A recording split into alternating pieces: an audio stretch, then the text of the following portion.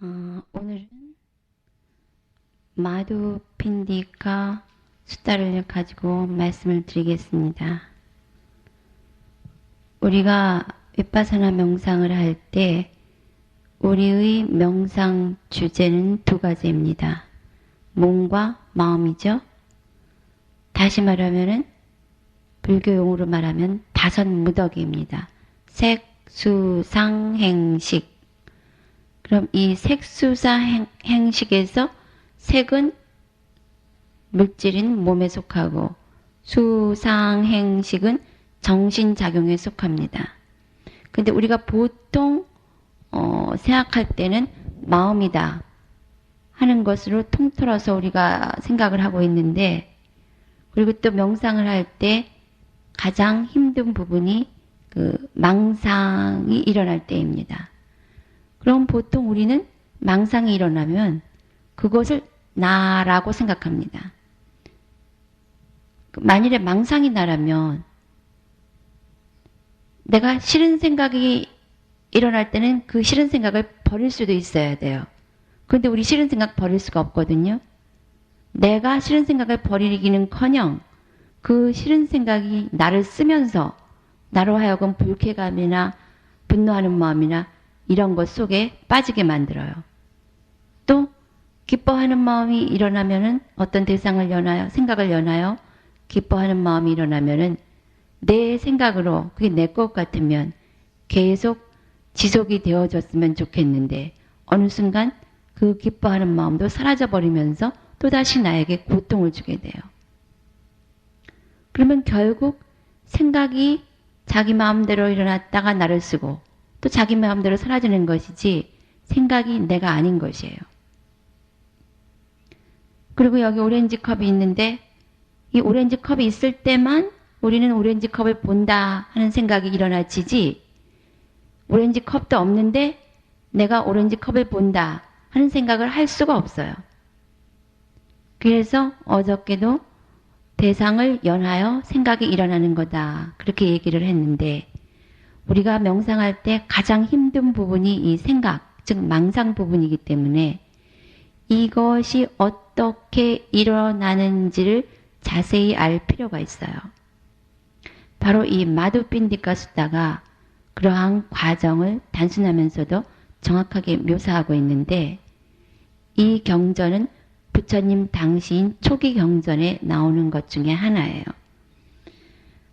마두핀디카 수다는 어떤 뜻이냐면 허니볼, 그 꿀덩어리 경이다 이런 뜻인데, 그만큼 꿀덩어리가 그 함축된 맛을 지니고 있는 것처럼 한 짧은 경전이지만 여기에 굉장히 많은 뜻이 함축되어 있다는 의미에서 그런 이름이 붙여졌어요.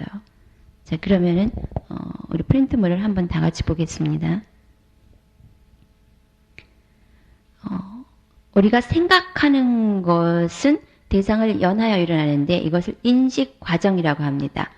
어떤 감각기관을 통하여서 우리가 대상을 알아차리기 때문에 이것을 감각의 인식 과정이라고 합니다. 보통 쓰는 말로는 상상 그러죠. 마두핀디카 수다에 나오는 전형적인 감각의 인식 과정을 자세히 조사해보자. 이것은 비인칭의 기록으로 시작되는데 여기에서 비인칭으로 시작된다는 말은 아직 나, 셀프의 개입이 일어나고 있지 않음을 암시하고 있다. 이것은 마치 연기법, 그 12연기법이 설명되어지는 것과 같은 그 과정의 형태를 취한다. 이게 이제 경전 내용이에요. 오 형제들이여, 여기에 눈이 있고 저기에 대상이 있을 때 거기에 눈을 통하여 일어나는 생각이 일어난다. 눈과 대상 그리고 안식, 그 눈을 통하여 일어나는 생각을 안식이라고 그래요. 눈과 대상 그리고 안식, 이 세 가지의 만남을 감각의 일어남, 파사라고 하고, 촉, 바로 이 감각의 일어남 때문에 느낌이 일어난다. 자, 내가 여기 있는 시계를 봤다. 그러면은 이 시계, 눈이 없고 시계만 있어도 그런 생각을 할 수가 없고, 눈만 있고 시계만 있어도 그런 생각을 할 수가 없어요. 그래서 눈과 시계라는 조건이 있을 때만 그 순간에 내가 시계를 본다 하는 생각이 일어나요. 요 세 가지, 눈과 대상과 시계를 본다 하고 알아차리는 그 생각, 사실은 엄밀히 말하면 이게 식이에요.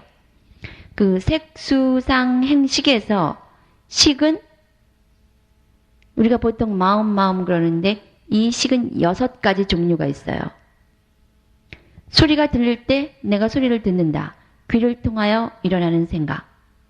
또 눈으로 볼 때 눈을 통하여 일어나는 생각.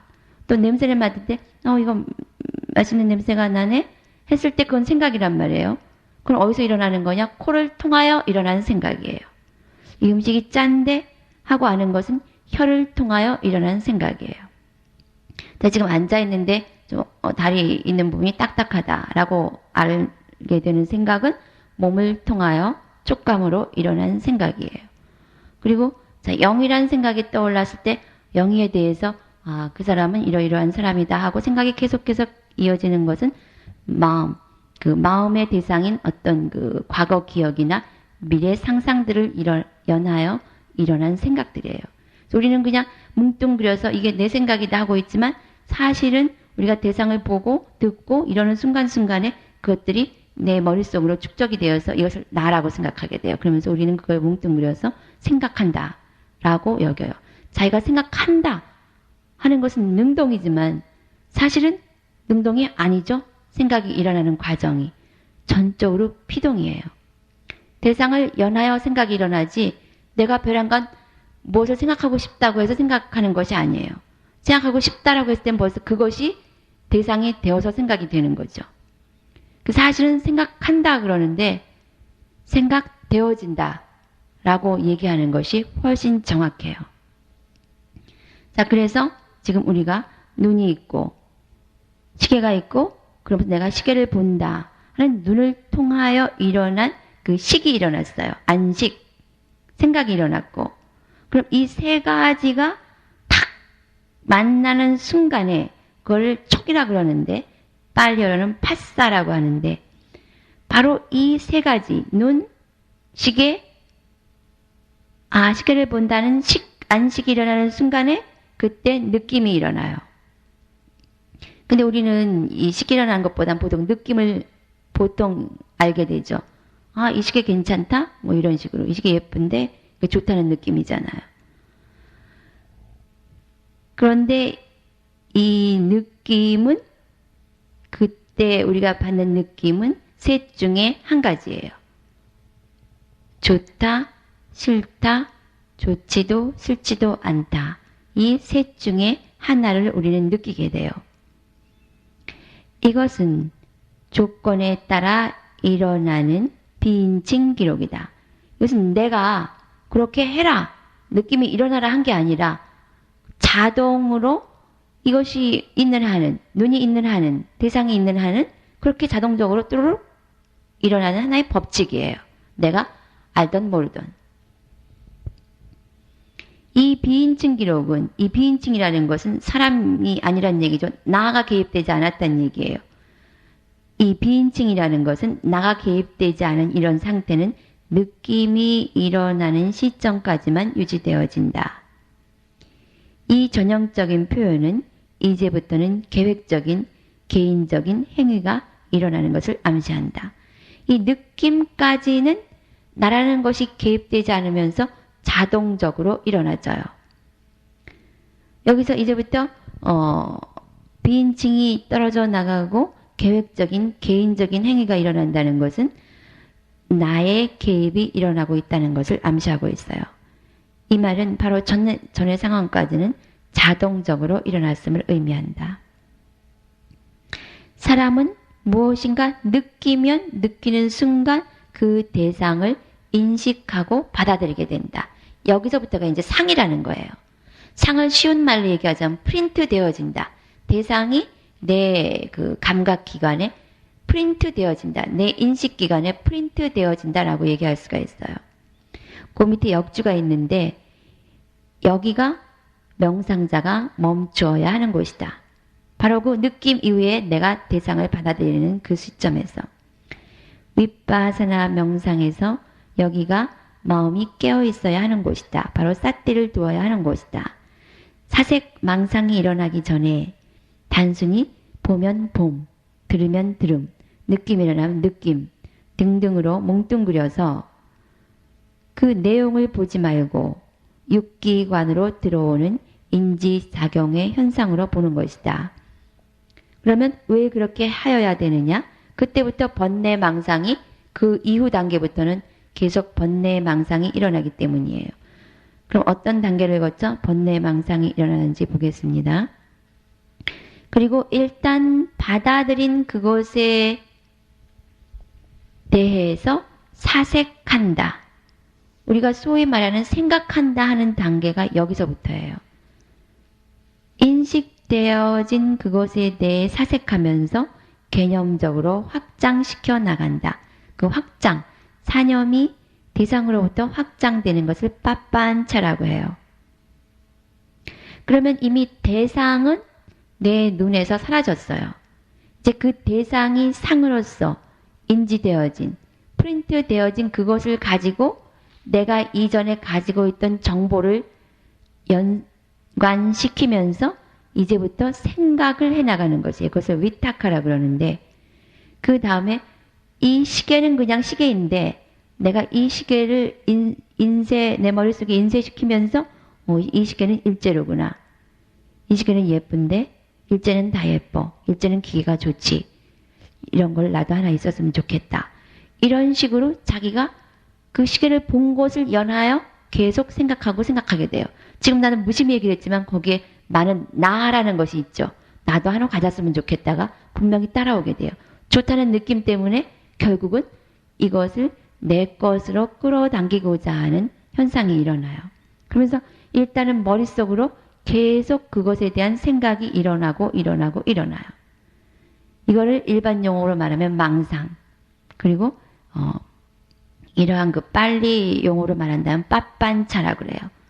사념이 계속 확장되어지는 것. 이 개인적인 행위는 3인칭 동사를 쓰면서 빠빤체티에서 끝난다. 이제부터는 가장 흥미있는 단계인 인식의 과정으로 들어간다. 그럼 거기까지만 해도 내 머릿속에서 일어난 과정이었는데 이제부터는 분명하게 우발적인 단계도 아니고 계획적인 행위의 상태도 아니다. 그러나 일어나는 일에 대해 거부할 수 없는 굴종의 상태가 되어버린다. 자, 여기가 참 굉장히 중요한 일이에요. 이 인식의 마지막 단계에서는 이제까지는 주체가 되어서 생각을 하던 사람이 이 단계에서부터는 생각이 주체가 되고 사람은 피할 수 없는 생각의 피동체가 되어버린다. 이제부터는 생각이 사람을 쓴다. 맨 처음에 그랬잖아요. 싫은 생각이 나면 괜히 화내고 괜히 분노하고 이러죠. 생각이 나를 쓰는 거죠. 그렇죠? 만일에 내가 영이만 생각하면 화가 난단 말이에요. 근데 이 생각을 안 하면 좋겠거든요. 근데 영이라는 생각이 일어나는 순간 영이는 나쁜 사람이야. 그러니까 하면서 영이가 나쁜 짓을 한 것이 계속 연상되는 거예요. 그 다음에는 자기가 영이를 생각해 놓고는 영이에 대한 기억 때문에 마지막에 가서는 막 화가 나는 거죠. 그리고 자기가 불쾌감과 괴로움에 빠지게 되는 거예요. 그러니 그 불쾌감과 괴로움은 누가 만들었어요? 내가 만들었죠. 이것이 우리가 느끼는 고통의 정체라는 것이에요. 계속 자기 생각 속에 빠져가지고 자기가 괴로워하고 있다고요. 그래서 여기서 무슨 표현을 썼냐 하면은 굴종의 상태가 되어버린다. 다시 표현하면 노예의 상태. 자기가 만들어 놓은 어떤 그림자의 세계에 자기가 갇혀서 스스로 고통을 당하고 있다는 얘기가 되는 것이에요. 가령 내가 이 시계가 굉장히 좋은데 나도 하나 가졌으면 좋겠어. 그러면 이제 이것을 가지고 싶다는 강박관념이 생겨요. 그래서 이 시계를 꼭 가지고 싶다 그러면 어떻게 되죠? 그것이 극단적인 경우는 훔치게 돼요. 그때 생각이 일어날 때 좋은 느낌에서 멈췄으면 그런 행위가 안 일어나는데 훔치게 되면 업이 되잖아요. 업이 되면 도둑으로 몰리고 그러면은 감옥수에 가고 얼마나 고통스러운 일이 계속 일어나져요. 그런 식으로 고통이 일어나지고 있는 것이에요. 그렇지 않으면 그렇게 극단적인 예가 아니라면 나는 이것을 사고 싶어서 돈을 벌어야 돼요. 돈을 벌기 위해서는 어떤 일을 해야 되고 또 일을 하려면 행위가 계속 일어나고 그 일을 하는 과정에서 또 여러 가지의 탐진치가 일어나고 거기에서 또 많은 그 행위들이 일어나게 돼요. 이래서 하나가 연하여 수많은 행위들이 일어나게 되는 것이에요. 그 느낌서부터 좋다, 나쁘다, 좋지도 나쁘지도 않다. 여기서부터 행위가 발생을 하기 시작을 하는 거예요. 자기가 이렇다 라고 만들어 놓는 순간서부터 자기는 이렇다 하는 자기가 만들어 놓은 세계의 노예가 되고 그 자기가 만들어 놓은 그걸 소위 개념이라고 그러는데 자기가 만들어 놓은 개념에 의해서 이제부터는 자기가 사용을 당하는 거예요. 사람은 누구나 자기는 자기가 소중한데 저 사람은 싫다. 저렇게 생긴 사람은 저렇게 네모나게 생긴 사람은 싫다. 동그랗게 생긴 사람은 싫다. 그러면은 그냥 동그란 사람만 보면 이 사람은 싫은 거예요. 그럼 누가 괴로워요? 내가 괴롭다는 얘기죠. 자기가 만들어 놓고는 그냥 동그란 사람 중에는 좋은 사람도 있고 싫은 사람도 있고 그런데 동그란 사람만 보면 이 사람은 싫은 거예요. 그래 놓고는 누가 괴로워요? 동그란 사람은 모르거든요. 자기가 괴로운 거예요. 이것이 바로 생각의 정체라는 것이에요. 그래서 3번. 사람이 개념적으로 그렇게 자기 머릿속에서 좋다 나쁘다로 그렇게 고정적으로 묶어놓고는 그렇게 개념적으로 그것을 확장하여 갈 때 이 개념적이라는 것은 머릿속으로 자기가 이렇다 저렇다 하고 만들어 나갈 때 실체가 아니란 얘기죠. 개념이라는 것은 실체가 아니란 얘기예요. 이미 시계에서 나는 벌써 멀리 떨어져 나왔어요. 내 생각으로 확장시키면서 사람이 개념적으로 그것을 확장하여 갈 때 바로 자기 자신이 만들어 놓은 그 개념의 확장, 그 확산적 경향 때문에 특징 지워진 개념들이 이제는 눈에 의하여 인지되어지는 그 어떤 물질적인 형태들에 관하여 과거와 미래와 현재 속에서 사람을 구속하고 함께 지운다. 그러니까 내가 지금 어떤 건 좋고 어떤 건 싫다. 난 이런 삶을 살아야 되겠다. 라고 하는 것은 자기가 대상 세계를 인지하면서 이런 것이다 라고 하는 순간 자기가 만드는 세계가 되고 그 세계 속에 자기는 살면서 그 세계가 시키는 대로 하는 것이에요. 만일에 느낌 부분이나 상해 부분에서 연속적으로 그런 일을 만들지 않으면 자기가 말하는 세상이라는 것이 생기질 않아요. 세상이라는 것이 생기질 않으면 그것에 의하여 쓰여질 일이 없어요. 그래서 알아하는 만들어 놓은 세상이 없기 때문에 이 세상에 올 필요가 없어요. 그 소위 말하는 내가 살고 있는 내 세상은 내가 만들어 놓은 세상이에요. 미스터 김과 미스터 리는 같은 시계를 보더라도 인지하는 것이 달라요. 그래서 자기가 만들어 놓은 자기의 세계가 달라요. 그래서 이 사람이 자기 세계를 무너뜨려 버리고 열반을 얻어도 미스터 리가 자기가 만들어 놓은 이렇게 자기가 만들어 놓은 개념의 세계를 무너뜨리고 열반을 얻는다 할지라도 미스터 리는 자기 세계 속에서 계속 윤회를 해야 돼요. 그래서 붓다가 출연을 하고 아라한이 출연을 해서 그들이 열반을 얻었다 할지라도 우리는 우리의 세계를 잡고 있는 한은 우리는 그 우리가 만들어 놓은 세계 속에서 행위를 계속 하면서 윤회라는 삶을 살게 돼요. 그러니까 아라나 입장에서 보면은 그 개념의 세계를 무너뜨린 입장에서 보면은 이 세계는 자기가 투사해 놓은 꿈의 세계란 얘기죠. 이것을 설명을 다시 하자면 마술사가 죽은 호랑이의 뼈를 추려 그 호랑이를 소생시켰다. 그랬을 때 바로 마술사가 소생시킨 그 호랑이가 다시 그 마술사를 잡아먹었다. 이거 어떤 의미인지 아시겠어요? 지금 내가 살고 있는 삶이 그 내가 만들어 놓은 호랑이한테 계속 잡아먹히면서 사는 삶이란 얘기예요.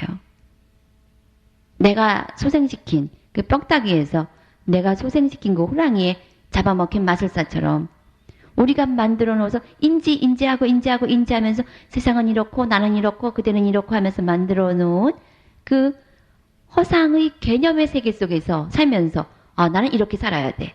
나는 이렇게 살아야 돼. 라고 만들어 놓은 호랑이에게 내가 잡아먹히면서 살고 있다는 얘기예요. 그 호랑이가 없으면 잡아먹힐 일이 없는데 내가 그것을 만들지 않으면은 살아갈 시간과 그 공간이 안 생기면서 필요가 없는데 다시 말하면 고통을 줄 근거가 없어지는데 여기서 말하는 고통은 뭐 먹을 것이 없고 육체가 어떻게 아프고 이런 고통이 아니에요. 존재하고 있는 고통. 존재하니까 먹여줘야죠. 씻겨줘야죠. 입혀줘야죠. 재워줘야죠. 틈틈이 아파줘야죠. 청소해야죠.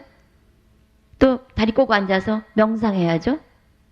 일어나면 사라진 호흡 관찰해야죠. 이거 존재하고 있기 때문에 하는 거 아닙니까? 그리고 틈틈이 또 머릿속으로 번뇌해야죠. 그러한 고통을 말하는 것이에요.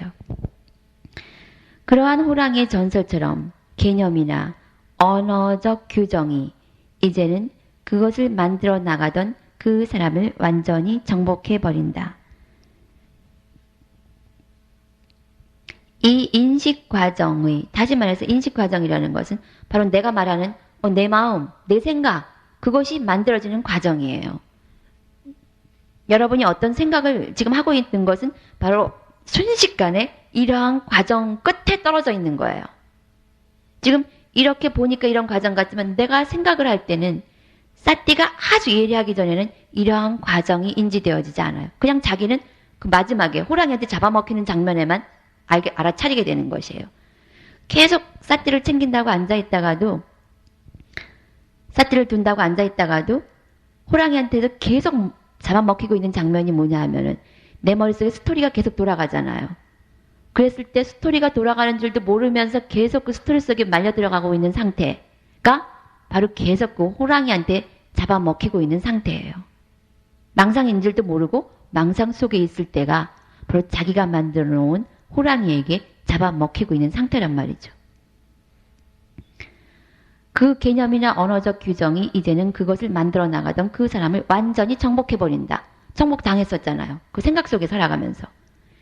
이 인식 과정의 결정적인 마지막 단계에서는 바로 이것이 우리가 알아차리는 생각인데 그러한 개념에 주관적 상태가 아니라 객관적 상태가 부여되어진다.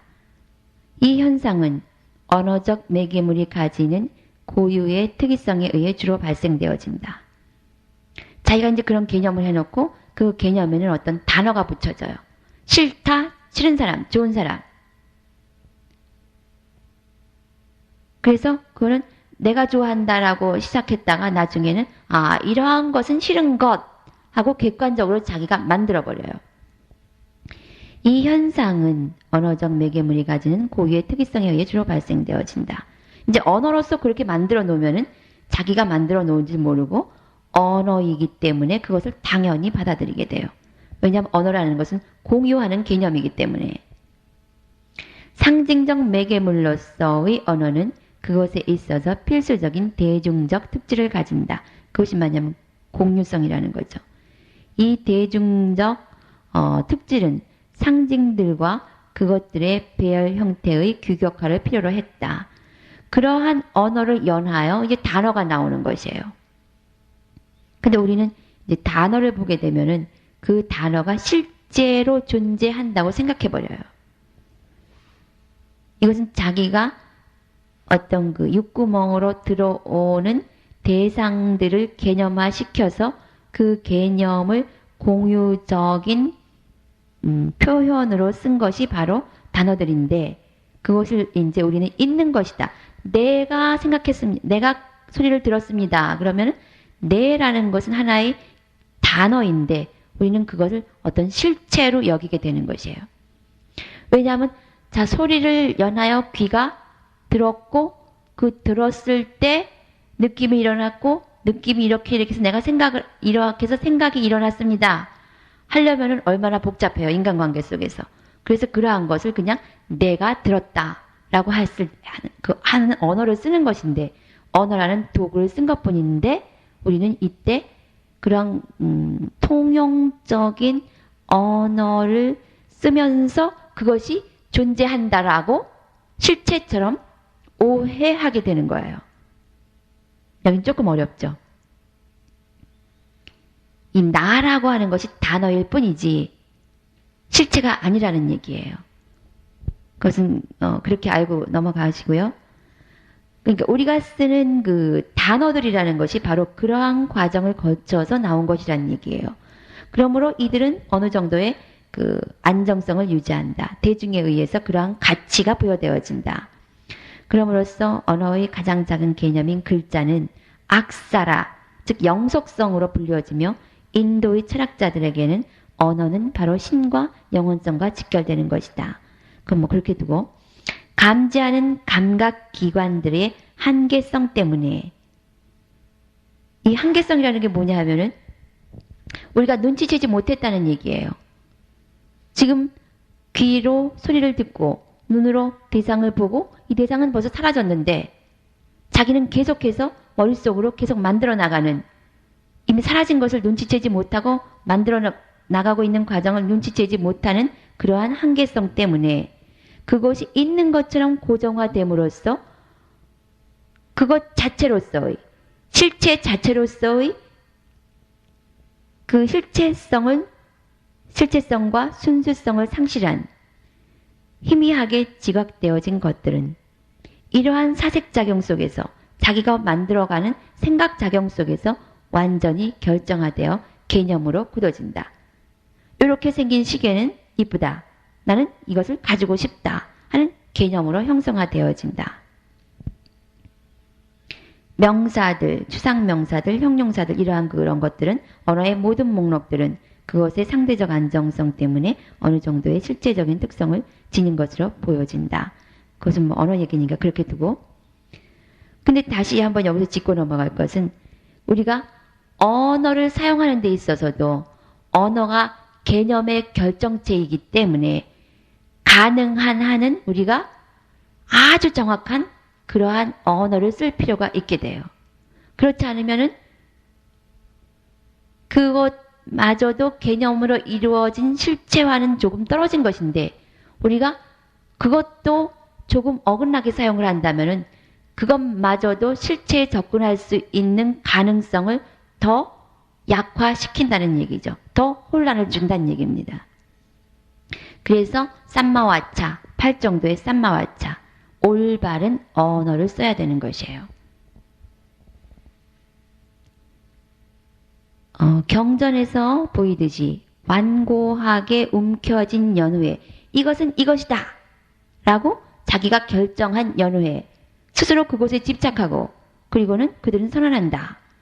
바로 그러한 것이, 누군가 언어가 무엇이냐고 물어봤죠.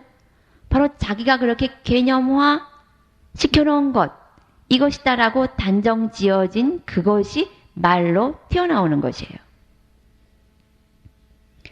그리고 말하자면 이론의 망치에 잘 두드려 펴진, 자기가 머릿속으로 이제 시계는 사라졌음에도 불구하고 자기는 이러이러한 시계가 좋다, 이러이러한 시계는 어떻다 하면서 자기가 만들어 놓은 그러한 이론 속에서 이거다 저거다 이거다 저거다 그렇게 견해를 스스로 붙여간 그 견해의 그물로 불려지는 독단적 견해와 연관되어져서 인용되는 문장들이다.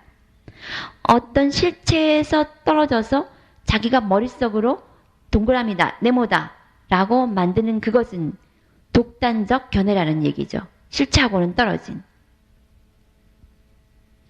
경전에 자주 나오는 이러한 문장들에 의해 암시되어지는 것은 아마도 위에서 말하여진 특유의 현상들일 것이다.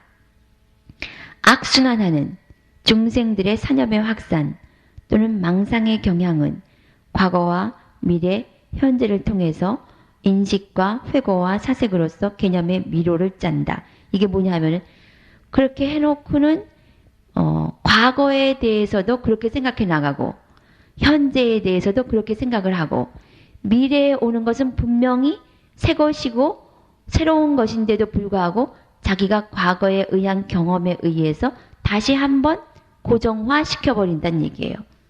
미래에 오는 순간들은 신선한 것임에도 불구하고 자기가 만들어 놓은 고정관념 속에다 다시 한번 집어넣어서 또 한번 강화시킨다는 얘기죠. 그럼으로써 계속 견고해지면서 어저께 말한 그 전생과 전생을 통해서 얻어지는 자기의 성경으로 발전되게 되어지는 것이에요. 바로 그러한 그 인지들이 모여서 행위가 되고 행위들이 모여서 쌍카라가 되고 그 쌍카라를 원인으로 하여 지금 현재 내 몸과 마음이 나왔고 그것은 다시 말해서 내 몸과 마음 속에 있는 성격이라는 것도 그러한 과정을 통해서 자기가 만들어 놓은 개념을 통해서 형성되어졌다고 하는 것이죠. 그래서 우리가 이 윗바사나 명상을 하면서 사띠를 두어야 하는 정당성을 우리가 배우게 되는 것이에요. 지금 요새 하는 법문들이 다 사띠를 왜 두어야 하는지에 대해서 이런 측면에서 저런 측면에서 말씀드리고 있는 것이에요. 왜냐하면 문제는 뭐냐면 자기가 만들어 놓은 세상에 대해서 이해하고 그 다음에는 이해함으로써 그 세상에서 빠져나오고 다시 말해서 고통의 세계에서 빠져나오고 그럼으로써 고통의 소멸인 열반의 세계를 얻게 된다는 얘기죠. 얽히고 헝클어진 미로는 그래서 그 머릿속에서 한참 생각을 해봐야 그것은 미로인 것이에요. 그 미로 속에서 아무리 문을 찾으려고 해도 소용이 없어요. 그 미로 자체를 부셔버리면 되는 것이에요. 얽히고 헝클어진 미로는 그것의 분명한 객관적 실제성으로서 중생을 유혹하고 자신이 만들어 놓은 개념인 줄 모르고 그 개념이 주는 상상을 향하여 끌려다닌다. 자기가 생각하고 미워하고 괴로워하는 줄 모르고 미워 그러면서 스스로 고통을 당한다. 그 만들어진 개념은 궁극적으로는 그 사람을 정복하고 집착하게 만든다. 붓다께서는 이러한 의식의 작용을 마술사의 속임수 또는 환영에 비유하셨다. 그리고 우리는 그것을 위에 인용되어진 부활한 호랑이와 연결시켜 생각할 수 있는 것이다.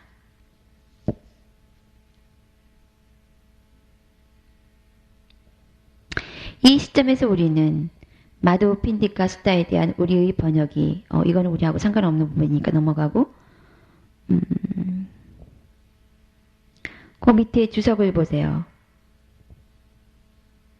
이것도 붓다고사 거다. 그 옆 페이지로 넘어가서 그러면은 그 옆 페이지에 있는 것은 연기법이에요. 여기 써놨죠? 연기법이 진행되어지는 것과 지금 생각이 진행되어지는 과정이 조금 달라요.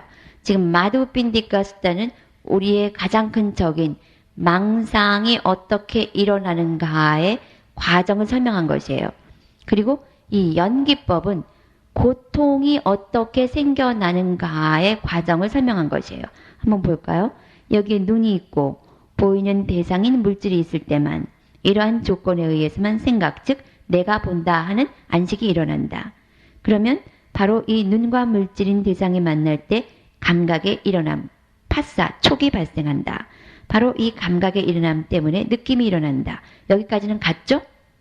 망상이 일어나는 부분과 연기법이 발생하는 부분과 바로 이제 여기부터 달라지는데 바로 이 느낌 때문에 그 전에 그 6번 역주를 한번 볼까요?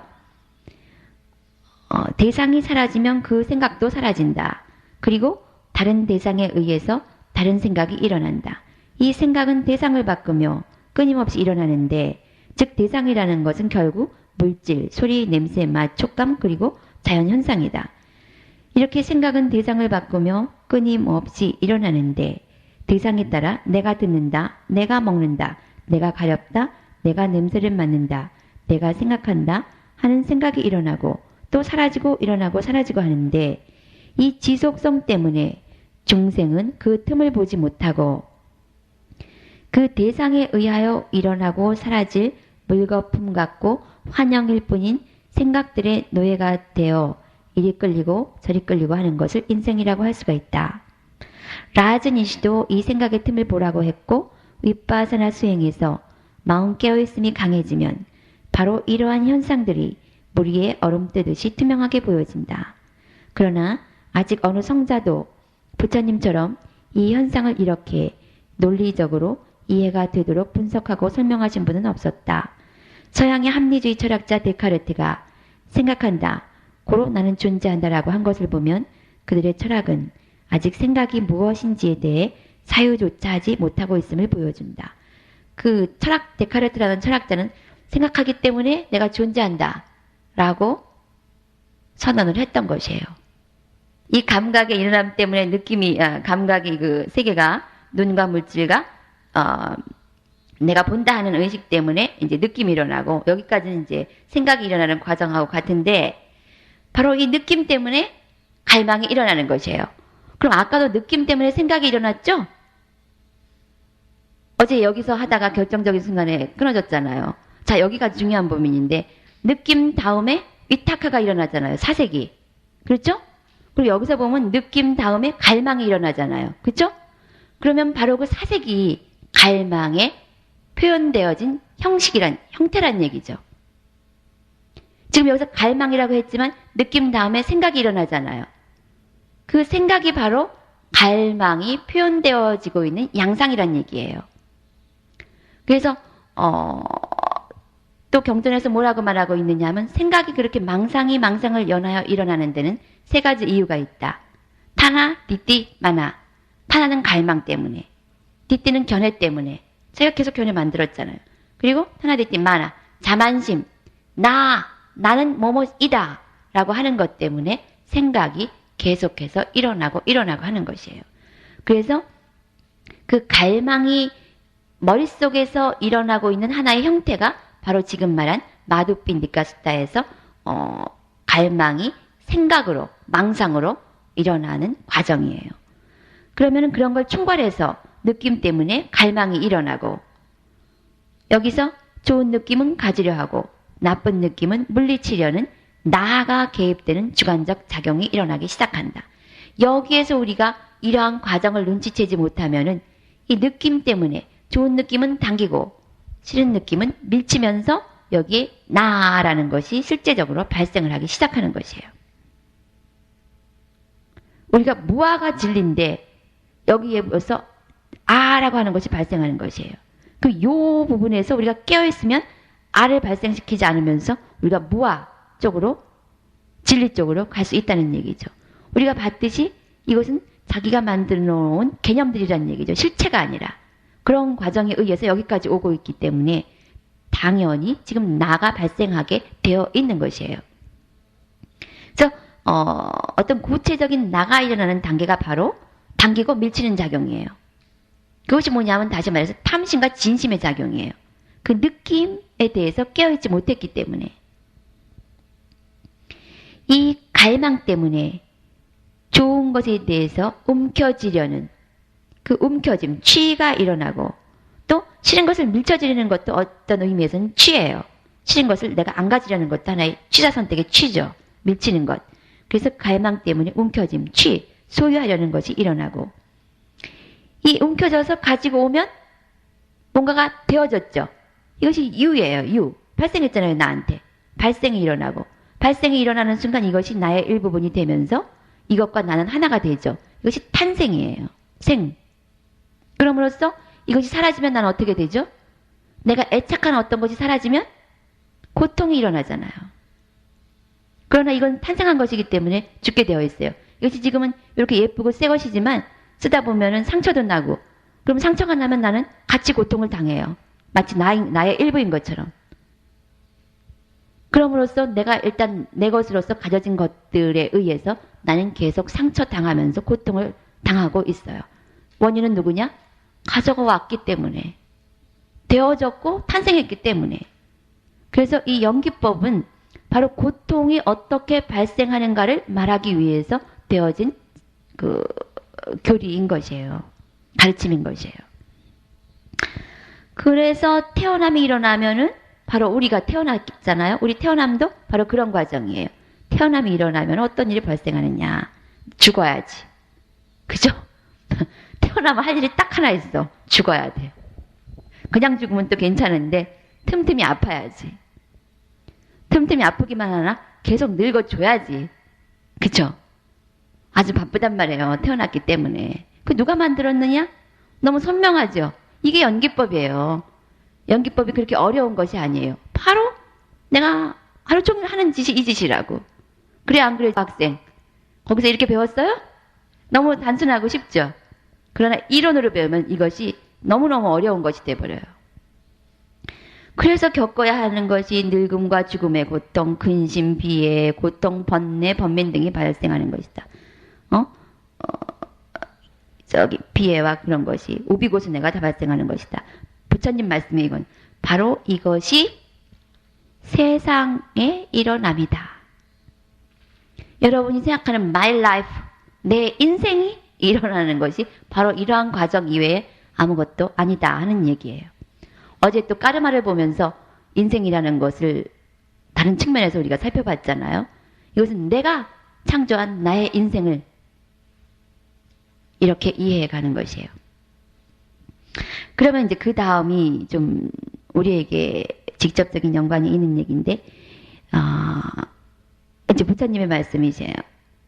오 비구여, 만일 수행자들이요 이렇게 자기가 망상으로 확장되어지는 이러한 확장으로 특징 지어지며 결국에는 그 사람을 부리는 개념에 사람이 기쁨도 일으키지 않고 주장도 하지 않으며 집착도 하지 않는다면 그것 자체가 애착의 습성, 견해, 암안심, 무지, 그리고 되어짐에 대한 집착의 종지부이다. 그러니까 느낌이 일어나거나 이러한 과정의 초반부에 알아차리고 깨어있으란 얘기예요. 이런 것이 지속되어서 고통까지 가지 않도록. 그래서 지금 우리가 윗바사나 수행을 하는 것이에요. 그래서 이 수행이 고통을 소멸시킬 수 있다는 얘기죠. 사띠가 예리해지면 예리해질수록 종지부이다. 그것이 또 일상생활에서는 막대기를 잡고 무기를 택하고 싸우고 주장하고 논박하고 고발하고 중상모략하고 거짓말하는 일들의 마지막을 고하는 것이다. 바로 여기에서 모든 악행들이 어떤 잔여물 없이 그 종말에 다다라는 것이다. 악행들이 사라지면 결과도 사라질 것이고 그럼 그 고통도 사라질 것이고 이것은 바로 이 전형적인 인식 과정은 관념이 인식의 확산을 통하여 생각을 연하여 일어난 그런 확산을 통하여 만들어 놓은 관념이 어떻게 중생들을 정복해 가고 있는가를 보여주고자 하는 시도를 이해시키려는 것이다. 이제 여기서 어떻게 망상이 일어나는가와 어떻게 고통이 일어나는가를 알았고 그래서 우리가 어느 지점에서 깨어 있어야 하는가, 왜 깨어 있어야 하는가, 또 어떻게 예리하게 그 육기관이 외부의 대상들과 만날 때 깨어 있어야 하는가를 아주 명백히 보여주고 있는 것입니다. 이제 명상할 때 어떻게 왜 깨어 있어야 하는지 좀 선명해졌죠? 예, 여기서 마치겠습니다.